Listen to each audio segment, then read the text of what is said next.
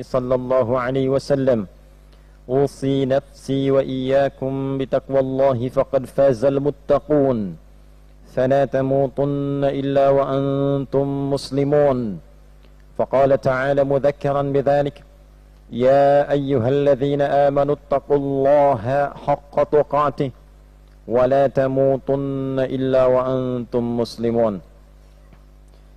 Hadirin jamaah Jumat rahimani wa rahimakumullah. Mengawali khutbah Jumat ini, khatib ingin mengajak kepada kita semua untuk meningkatkan syukur kita kepada Allah Subhanahu wa taala. Alhamdulillah, Allah telah memberikan kenikmatan iman kepada kita. Di antara sekian hamba Allah yang masih berkehidupan, kita yang masih memiliki iman itu. Kita bersyukur pada Allah Subhanahu wa taala. Di antara sekian hamba Allah yang menyatakan dirinya beriman, kita masih diberikan kemampuan untuk membuktikan iman itu dengan menunaikan ibadah Jumat berjamaah. Alhamdulillah, hari ini Jumat bertepatan dengan 10 Dzulhijjah 1446 Hijrah. Semoga Jumat yang kita tunaikan di hari ini diberkahi dan ditambah kemuliaannya di sisi Allah Subhanahu wa taala. Hadirin, secara singkat, ada 3 golongan manusia yang akan tampak setelah berakhirnya proses Idul Adha. Golongan pertama adalah golongan yang berhasil menjalani proses awal sampai dengan berakhirnya prosesi Idul Adha, dari hari pertama sampai hari ke-10, kemudian renungan di 3 hari setelahnya, 11, 12, dan 13 yang dikenal dengan hari Tasyrik.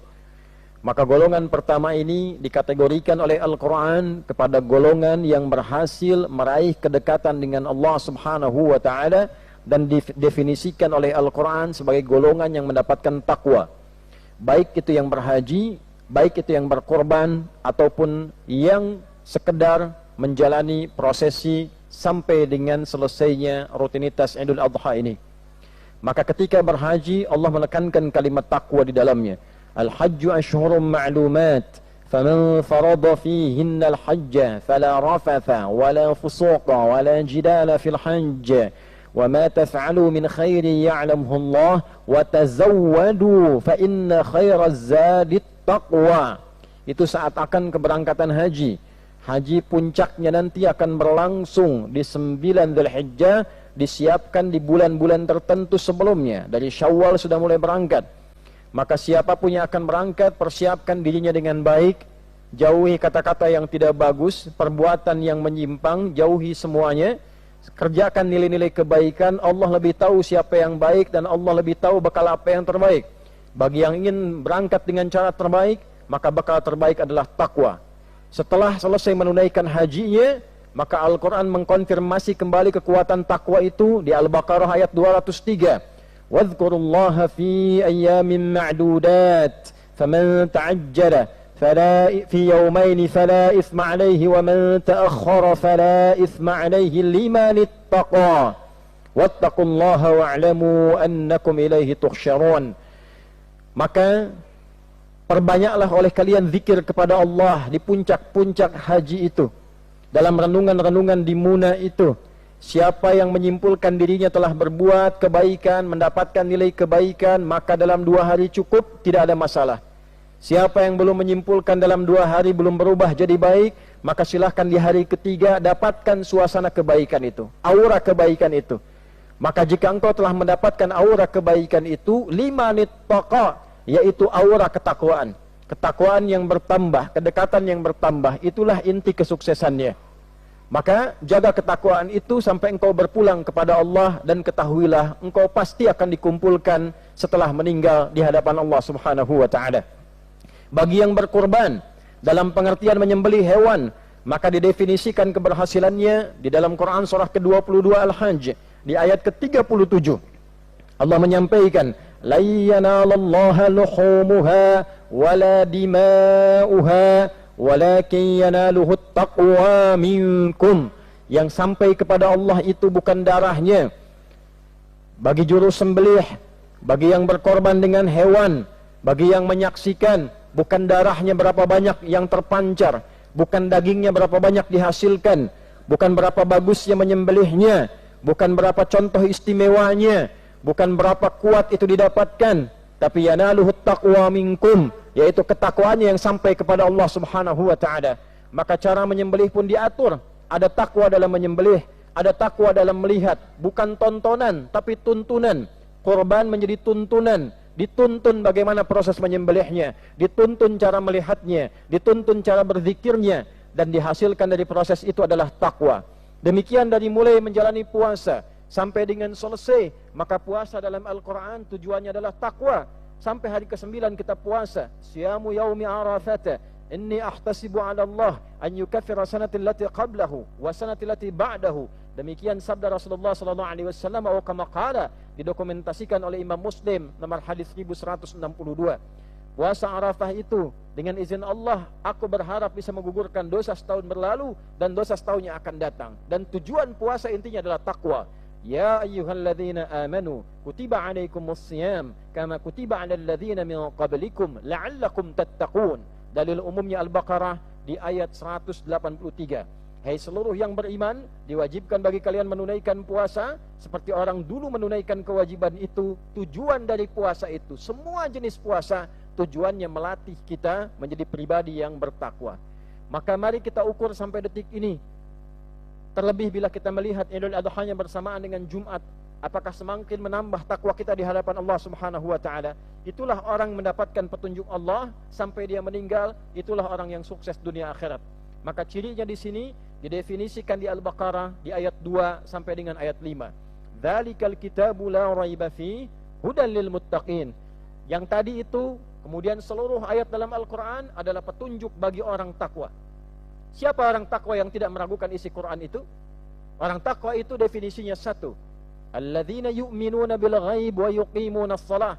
Selalu ingin berusaha menambah imannya, bukan iman standar. Iman hari ini harus lebih baik dibandingkan hari kemarin. Iman besok harus lebih baik dibandingkan dengan hari ini. Itulah sebagian ulama mengungkapkan, orang yang hari ini lebih baik dibandingkan kemarin, itulah orang yang beruntung, orang yang sukses.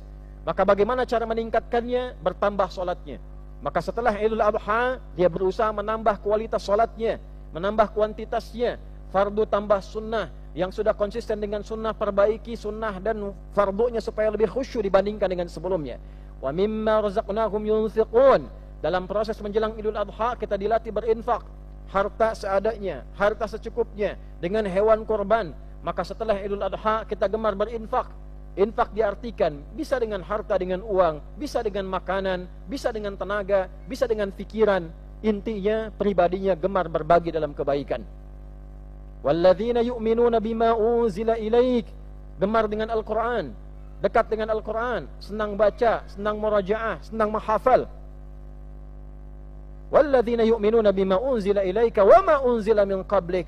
Ada setelah itu gemar membaca, gemar mempelajari sirah, gemar belajar dari orang-orang sebelumnya untuk menjadi pribadi yang lebih baik. Baca Fir'aun takut kalau punya jabatan menyeleweng. Baca Qarun takut kalau punya harta itu digunakan pada yang tidak tepat.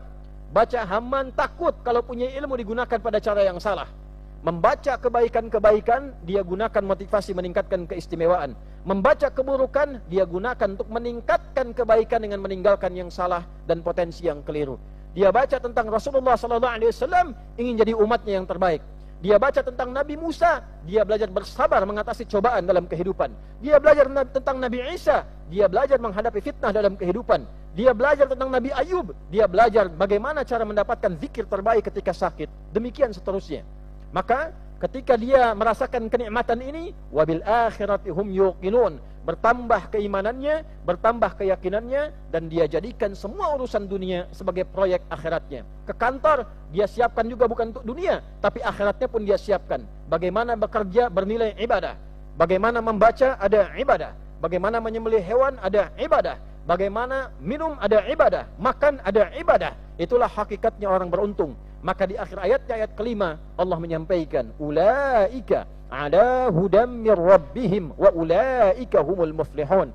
Mereka itulah orang yang senantiasa mendapatkan petunjuk ridha Rabbnya, dan merekalah yang berbahagia, sukses dunia akhirat. Itulah sebabnya doa haji yang dikumandangkan, bahkan doa ini dikuatkan dalam tawaf dari rukun Yamani menuju Hajar al-Aswad.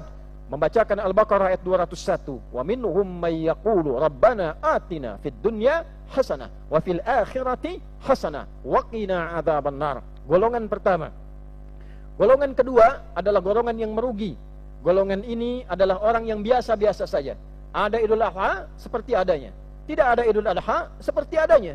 Seperti itu pula, dia sholat bagus, tetap 5 waktu juga, dia tetap baca Quran juga, tapi Idul Adha tidak merubah kepribadian dirinya.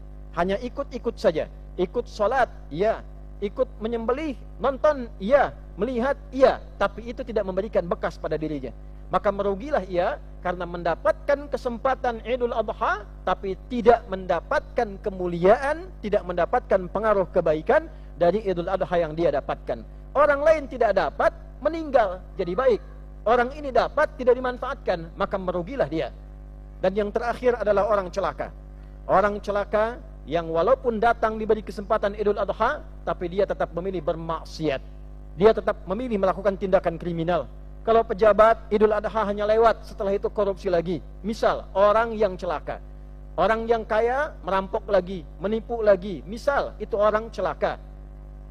Ada orang punya ilmu, digunakan hanya untuk menipu. Hanya untuk berbuat dosa, memberikan fatwa-fatwa yang keliru, hanya untuk popularitas. Maka itu bagian dari yang celaka. Maka semoga khutbah Jumat ini mengingatkan kita walaupun singkat, menggolongkan kita ke dalam golongan orang pertama, bahagia dunianya hasanah, sukses akhiratnya hasanah, dan beruntung kita terpilih mendapatkan Idul Adha di tahun ini. Maka mari kita perbaiki diri, buktikan kepada Allah kita berhasil mendapatkan nikmat ini. Kalau Idul Adha tahun ini bahkan bersamaan dengan Jumat belum mampu merubah hidup kita menjadi lebih baik, maka berapa banyak lagi waktu yang kita butuhkan berubah menjadi pribadi dan hamba Allah yang lebih mulia dari hari sebelumnya. Barakallahu li wa lakum fil Qur'anil azim wa nafa'ani wa iyyakum bima fihi minal ayati wa dzikril hakim wa taqabbala minni wa minkum tilawatahu innahu huwas sami'ul alim. Ud'ullaha yastajib lana wa lakum jami'an.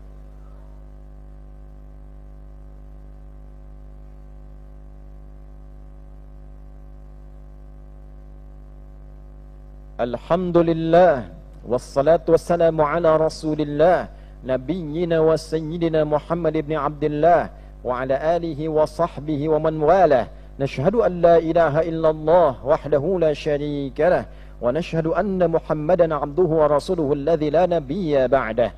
Amma ba'du fa ya ibadallah, usi nafsi wa iyyakum bitaqwallahi faqad fazal muttaqun. فلا تموتن إلا وأنتم مسلمون. فقال تعالى يا أيها الذين آمنوا اتقوا الله حق تقاته ولا تموتن إلا وأنتم مسلمون. وقال تعالى إن الله وملائكته يصلون على النبي يا أيها الذين آمنوا صلوا عليه وسلموا تسليما. اللهم صل وسلم وبارك على هذا النبي الكريم الحبيب الرسول الأمين نبينا وسيدنا محمد وعلى آله وصحبه أجمعين وذرياته وأمته إلى يوم الدين. اللهم اغفر للمسلمين والمسلمات والمؤمنين والمؤمنات الأحياء منا والأموات إنك سميع قريب مجيب الدعوات ويا قاضي الحاجات. لا تدع لنا في مقامنا هذا وفي كل مقام ذنبا إلا غفرته ولا هما إلا فرجته ولا دينا إلا قضيته ولا مريضا إلا شفيته ولا عاسرا إلا يسرته ولا حاجة من حوائج الدنيا والآخرة فيها لك رضا وفيها لنا الصلاح إلا قضيتها يا أرحم الراحمين. اللهم تقبل منا صلواتنا وقيامنا وركوعنا وسجودنا وقرباننا وتمم تقصيرنا يا الله يا رب العالمين. اللهم آت أنفسنا تقواها وزكها أنت خير من زكاها أنت وليها ومولاها. واحفظ بلادنا أندونيسيا واجعلها بلدة طيبة وأنت ترضاها. واحفظ واهدي يا الله أمراءها واجعلهم عدلاء ليخففوا حسابهم يوم القيامة يا أرحم الراحمين.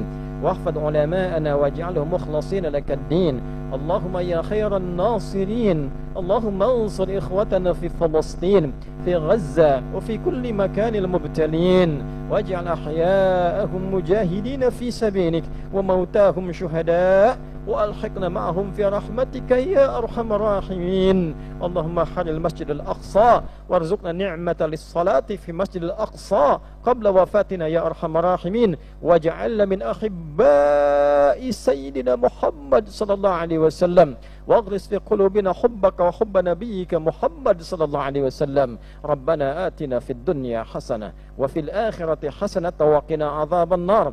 وصلى الله على سيدنا محمد وعلى آله وصحبه أجمعين، وآخر دعوانا سبحانك اللهم ربنا وبحمدك نشهد أن لا إله إلا أنت نستغفرك ونتوب إليك، والحمد لله رب العالمين. عباد الله، إن الله يأمر بالعدل والإحسان وإيتاء ذي القربى وينهى عن الفحشاء والمنكر والبغي يعظكم لعلكم تذكرون، ولذكر الله أكبر والله يعلم ما تصنعون. أقيموا الصلاة يرحمكم الله.